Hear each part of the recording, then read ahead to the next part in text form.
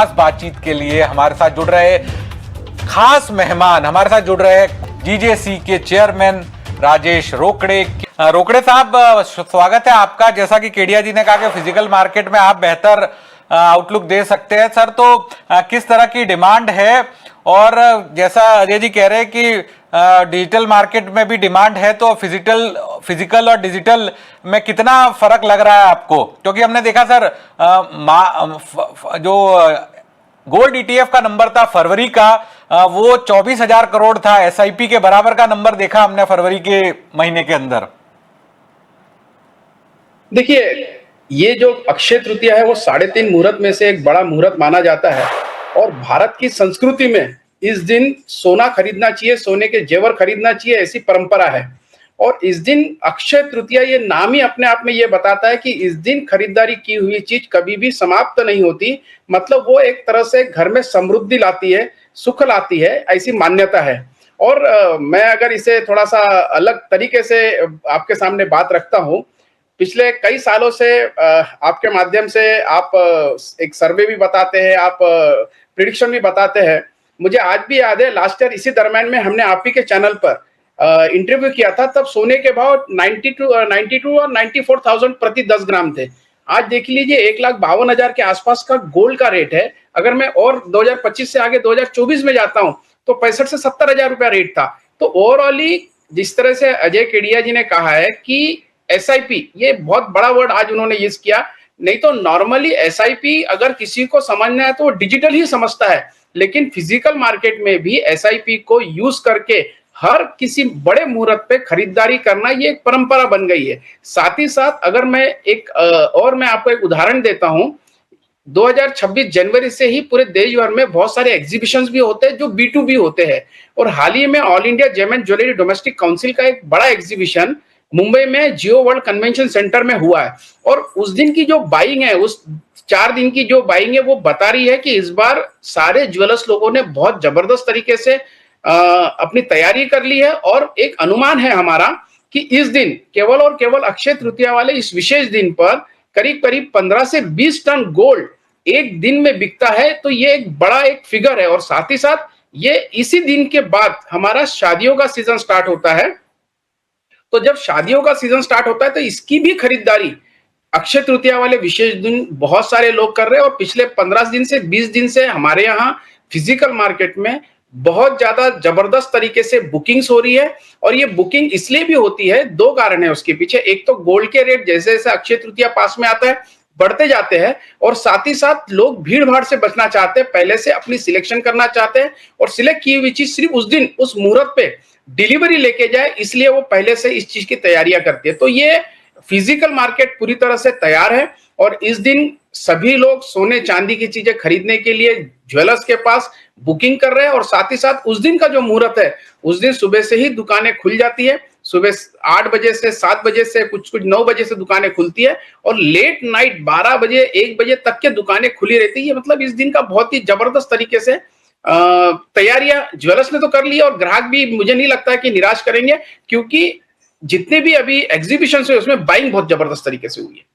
रोकड़े जी, अक्षय तृतीया पे क्या पिछले कुछ सालों में सोने के अलावा चांदी की भी लोगों के द्वारा खरीदारी की जाती है?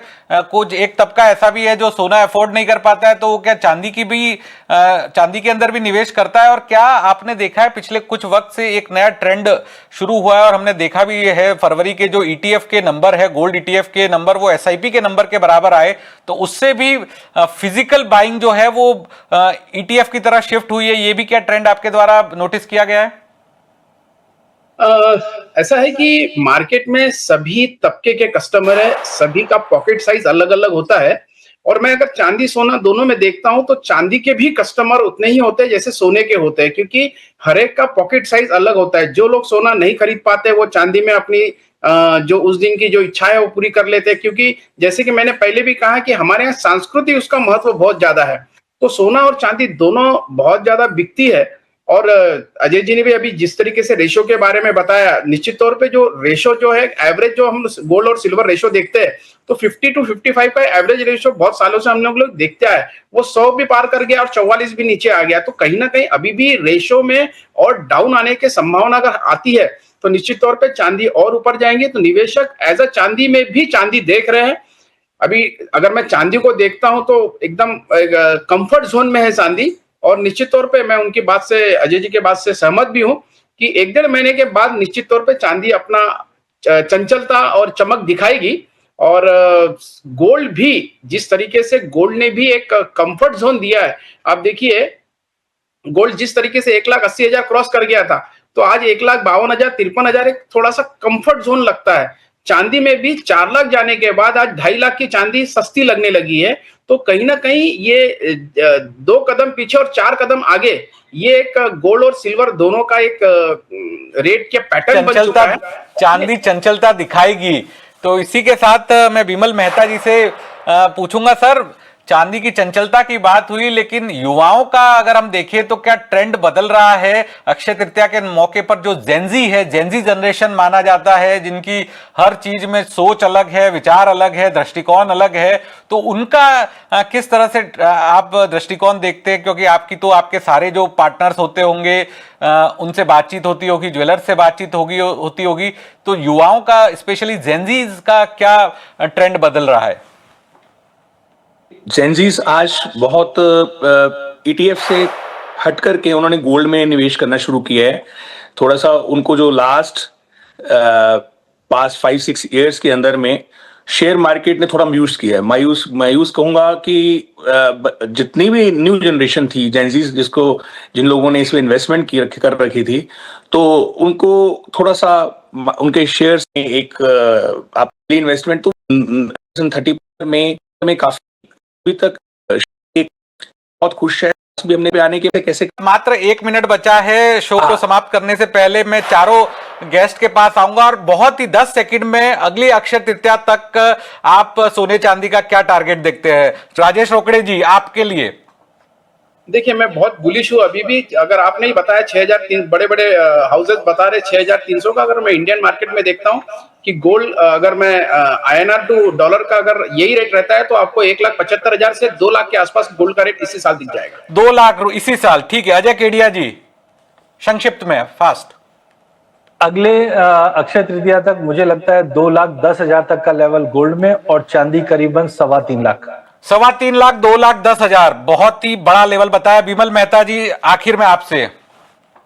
जी, मैं तो कहूंगा धनतेरस में हम लोग देख रहे हैं कि सोना हमारा 2 लाख रुपए टच करेगा और चांदी लगभग 3.5 लाख रुपए पार करेगी। देखिए, चलिए, विमल मेहता जी ने तो धनतेरस तक ही बड़े टारगेट दे दिए। तो बहुत बहुत शुक्रिया हमारे चारों मेहमानों का, राजेश रोकड़े जी का, आज एक खास शो में शामिल होने के लिए।